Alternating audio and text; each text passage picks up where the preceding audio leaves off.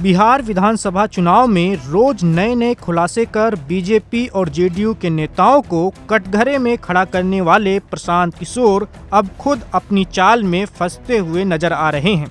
दरअसल राजधानी पटना की सड़कों पर जनसुराज और प्रशांत किशोर के खिलाफ बड़े बड़े पोस्टर लगाए गए हैं। इन पोस्टरों में प्रशांत किशोर को चारा चोर से भी बड़ा चोर बताया गया है। साथ ही जनसुराज को भ्रष्टाचारी, अपराधी और दुराचारी का गढ़ बताया गया है। इसके अलावा पोस्टर में लिखा गया है, जनता से चंदे के नाम पर ठगे 32 करोड़, फिर पाटिल पुत्र कॉलोनी में खरीदी जमीन।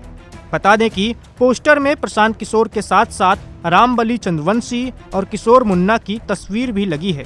जनसुराज पार्टी के सदस्य रामबली चंद्रवंशी को अप्राकृतिक दुराचार का आरोपी बताया गया है। वहीं किशोर मुन्ना को अपराधी के तौर पर पेश किया गया है। पीके के खिलाफ ये पोस्टर भाजपा के दफ्तर के पास लगाए गए हैं। बता दें कि प्रशांत किशोर ने अपनी पोल खोल मुहिम के तहत हाल ही में बीजेपी और जेडीयू के कई नेताओं पर गंभीर आरोप लगाए थे। उन्होंने भाजपा के प्रदेश अध्यक्ष दिलीप जायसवाल पर मेडिकल कॉलेज कब्जाने, उप मुख्यमंत्री सम्राट चौधरी पर आपराधिक पृष्ठभूमि और नाम बदलने, वहीं जेडीयू नेता अशोक चौधरी पर भ्रष्टाचार से जमीन खरीदने का आरोप लगाया था।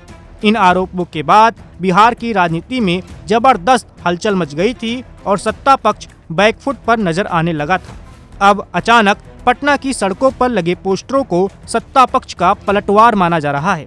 राजनीतिक जानकारों के मुताबिक यह पोस्टरवार आने वाले चुनाव की दिशा और दशा दोनों तय करेगा। पहली बार पीके खुद निशाने पर हैं और उनकी छवि को चोट पहुंचाने की कोशिश की जा रही है। बीजेपी जेडीयू खेमा यह साबित करना चाहता है कि जो शख्स दूसरों पर आरोप लगाता है उसके दामन पर भी दाग लगे हुए हैं। सूत्रों का कहना है कि आने वाले दिनों में और भी पोस्टर लगाए जा सकते हैं और यह लड़ाई सिर्फ आरोप प्रत्यारोप तक सीमित नहीं रहेगी। सोशल मीडिया पर भी इस मुद्दे को काफी हवा दी जा रही है। ऐसे में प्रशांत किशोर पर दबाव काफी ज्यादा बढ़ गया है कि वो सामने आकर इन आरोपों का जवाब दें। अब देखना होगा कि क्या वो इस राजनीतिक हमले को अपने पक्ष में मोड़ पाएंगे या फिर यह विवाद उनकी जनसुराज यात्रा और उनकी पार्टी को कमजोर कर देगा।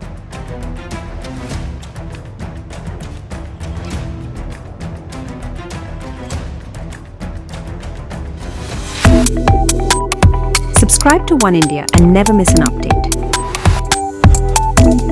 Download the One India app now.